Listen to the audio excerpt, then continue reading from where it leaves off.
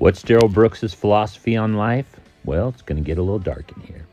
Fuel me once here, driving instructor of the world. So Darrell said in his closing statements, hey, no one's heart is in more pieces than mine. And I'm thinking, that's pretty self-absorbed to say that. That's a dark place to be, buddy, whether he realizes it or not. He's lamenting over his incarceration, but the most grievous punishment in Wisconsin is life in prison. So even if he gets 76 life sentences, it's still life. He said his life is over. No. You want to know whose lives are over?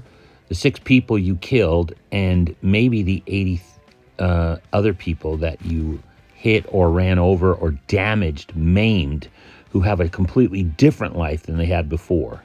It's a much bigger change than change of residence, maybe buying some bars. He said, no one knows why this was God's will to happen. No.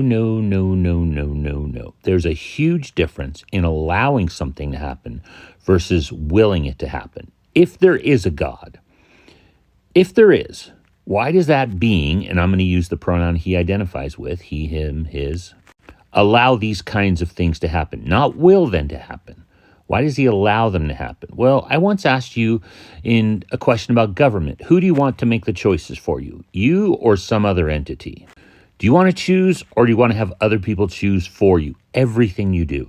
You can't have it both ways. You can't have, well, they can choose some things, but I'll choose the others. Because once they get their hands on you, they start to choose everything.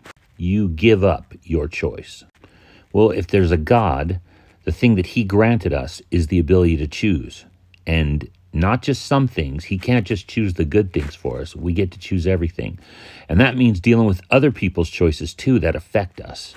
Would you do that to your kids? Would you choose everything for them, even if they asked you to? Maybe when they're babies, but not when they start getting older.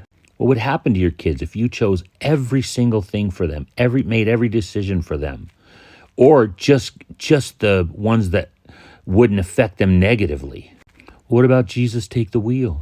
Look, we can be guided, but we're never going to be forced with a God. At least not any God I would listen to. You think God wanted Darrell to kill, maim, injure all those people, his other kids?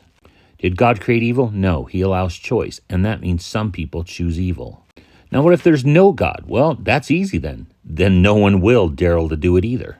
No one forced him to make those choices. He chose. No matter which way it is, Darrell Brooks chose, and he's facing the consequences of those choices.